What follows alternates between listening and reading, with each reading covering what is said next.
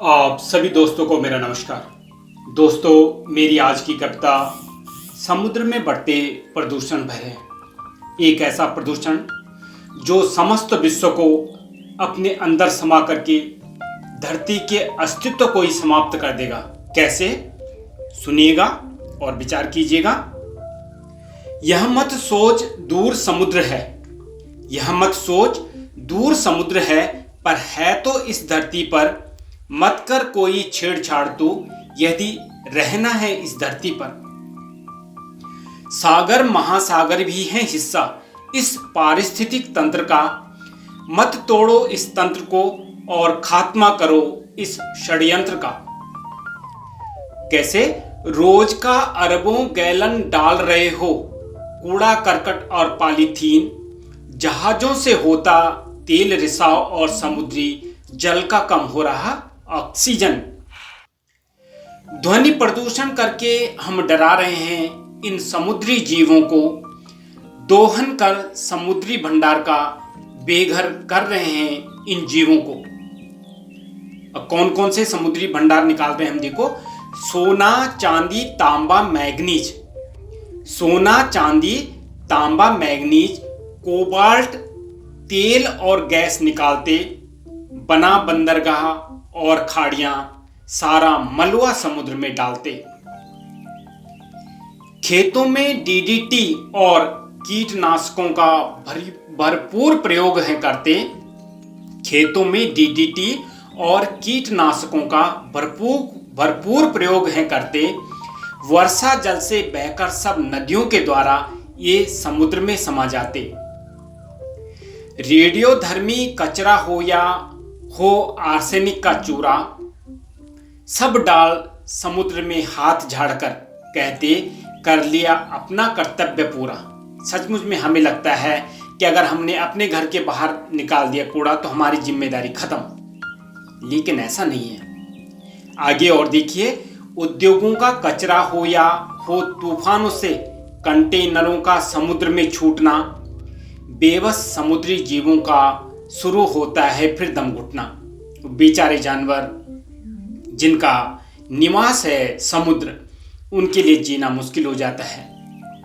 और देखो क्या क्या होता है। देखिए, लगभग 30 अरब किलो मृत समुद्री जीव, लगभग 30 अरब किलो मृत समुद्री जीव साल में समुद्र में फेंके जाते हैं।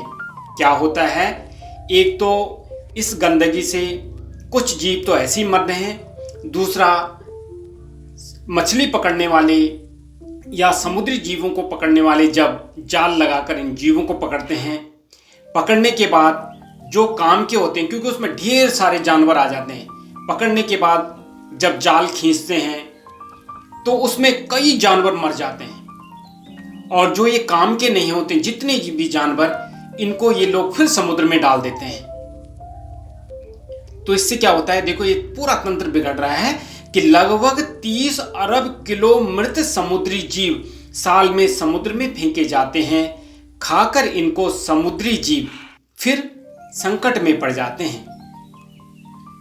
और इनको फेंकने से देखो, और सबसे बड़ी जो समस्या है वो सुनिए कि बढ़ती इससे अम्ल की मात्रा जो है, मरे हुए जानवर, कूड़ा कचरा और ये बेकार की चीजें जो डाल रहे हैं, तो खाकर इनको समुद्री जीव संकट में तो पड़ ही जाते हैं। लेकिन इसके आगे देखिए, बढ़ती इससे अम्ल की मात्रा, मूंगा खत्म हो जाता है। ये मूंगा जो है, एक तो ये समुद्र की सुंदरता है, और दूसरा ये जो मछलियां हैं और अन्य जानवर हैं, इनके जीवन चक्र में इनका बहुत ही बड़ा कार्य है, बहुत बड़ा काम है।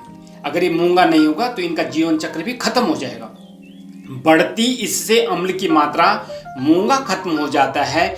इससे जीवन चक्र खत्म हो रहा समुद्री जीवों का, जो मैंने अभी बताया कि इससे क्या हो रहा है, समुद्री जीवों का जो जीवन खत्म हो रहा है, इससे जीवन चक्र खत्म हो रहा समुद्री जीवों का और जीवन संकट में पड़ जाता है।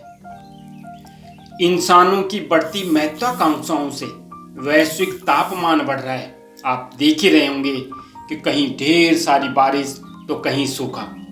ये सारा वैश्विक तापमान की वजह से हो रहा है, जो हम लोग ये सिस्टम को खराब करते जा रहे हैं, बिगाड़ते जा रहे हैं, तो इससे तापमान बढ़ता जा रहा है। इंसानों की बढ़ती महत्वाकांक्षाओं से वैश्विक तापमान बढ़ रहा है, दूषित हो रहा समुद्री जल और समुद्र का जल स्तर बढ़ रहा है। और आने वाले समय में यह इतना बढ़ जाएगा, कितना बढ़ जाएगा? आने वाले समय में यह इतना ज्यादा बढ़ जाएगा और खत्म हो जाएगा समुद्री जीव। जो समुद्र के जीव हैं वो तो खत्म हो गई होगा और समुद्र का जल स्तर बढ़ जाएगा। यह, और देखिए आगे की समस्या देखिए, यदि यह बढ़ जाएगा 2 मीटर तक, सिर्फ समुद्र का जो जल स्तर है अगर 2 मीटर तक बढ़ जाएगा, तो यदि यह बढ़ जाएगा 2 मीटर तक फिर बहुत भयानक होगा और लगभग 20 करोड़ लोगों की यह जिंदगी ही छीन लेगा। ये तो कम से कम है, लगभग 20 करोड़ लोगों की यह जिंदगी ही छीन लेगा। तो फिर इसके लिए क्या करें?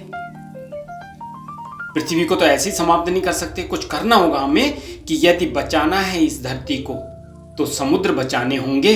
समुद्र बचाने के लिए हमें मिलकर पेड़ बचाने होंगे।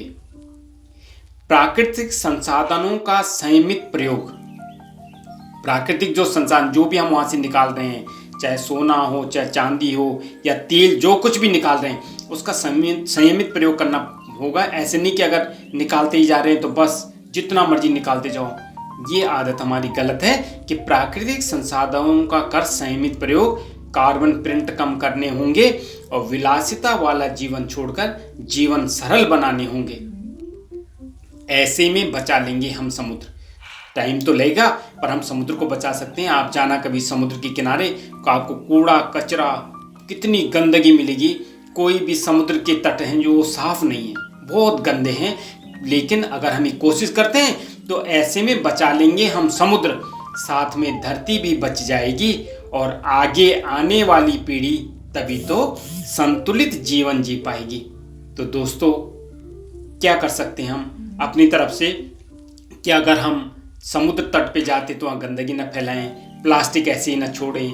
बेचारे बेजान जानवर जो कुछ नहीं बोल सकते वो उस प्लास्टिक को खाते हैं, उस प्लास्टिक को खाकर उनका जीवन बर्बाद हो जाता है, उनका जीवन जीने का जो सिस्टम वो खराब हो जाता है और वो मर जाते हैं। तो ऐसे में हम बचा लेंगे समुद्र, साथ में धरती भी बच जाएगी, आगे आने वाली पीढ़ी तभी तो संतुलित जीवन जी पाएगी। तो दोस्तों ये धरती को बचाना है तो समुद्र को बचाना है। इसी के साथ आप सभी का बहुत बहुत धन्यवाद। जय हिंद, जय भारत, जय हिंदुस्तान।